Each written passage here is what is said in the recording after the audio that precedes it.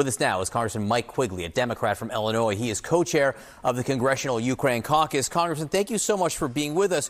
What do you think of this transfer of weapons to Ukraine and the timeliness of them? Look, I welcome any assistance to Ukraine at this critical juncture. I am hoping that the ongoing agreements we already have with Ukraine will continue without the stops that this president has put in place several times. The implication here from the president that NATO has to pay for all these, it implies that this is NATO's issue. It's NATO's problem. We know all too well that it's a moral imperative for us, but a strategic one as well. General Milley, Secretary of Austin, and many others have said repeatedly, Putin's aims go well beyond Ukraine, and if we don't meet his aggression here, we're emboldening him, but tyrants across the world who will do such things, and it'll be a threat to the United States ultimately. How much faith do you have in what appears to be an attitude shift from President Trump toward Russian leader Vladimir Putin? I have absolutely no faith that the president will be consistent in any actions, diplomatically, militarily, anywhere in the world.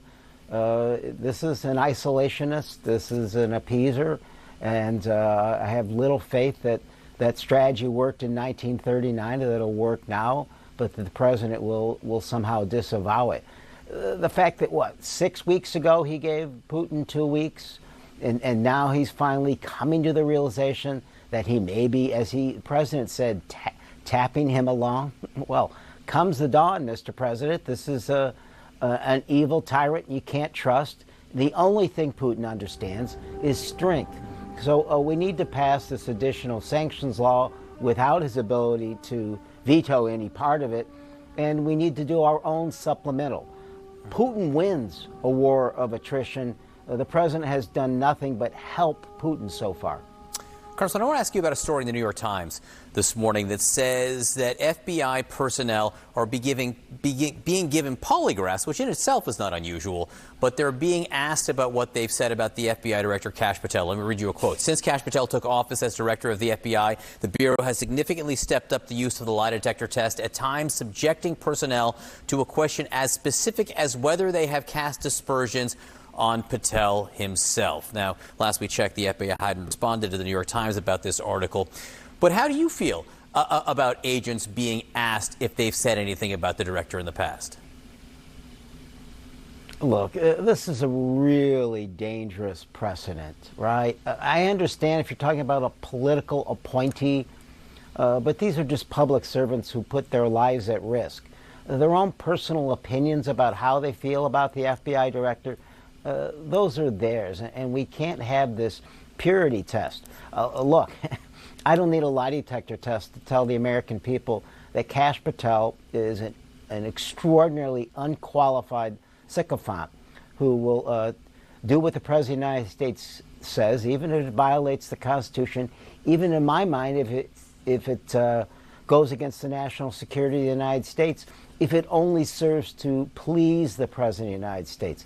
That scares me, and this is just additional evidence of the fact that his primary concern is defending the President. The oath these officers swear is to the Constitution, not to the President of the United States. I've got my eye on market futures. The market's open in just about a minute, and they're down a tick this morning after the President issued new tariff threats on Canada and others. And this comes the day after he issued this threat to hike tariffs on Brazil 50%. And in the letter, he specifically cited the legal case, the prosecution of the former President Bolsonaro, who is being investigated and taken to court for trying to overthrow the 2022 election in that country. What do you think of A, the politics of including that threat in a threat about tariffs, and B, even the legality of it? First of all, most of what the president's doing on tariffs is illegal. He has emergency powers, but no one thinks the economy is in any peril. So I think it's grossly illegal. Let's understand that tariffs have a role, right? We understand that they are to counter unfair trade practices by a country perhaps flooding the market. The president's tariffs aren't doing any of that. It's raising costs, uncertainty, which dramatically affects investment that we need to grow the economy, and it's alienating our allies we need when the going gets tough. But this is a whole nother ballgame.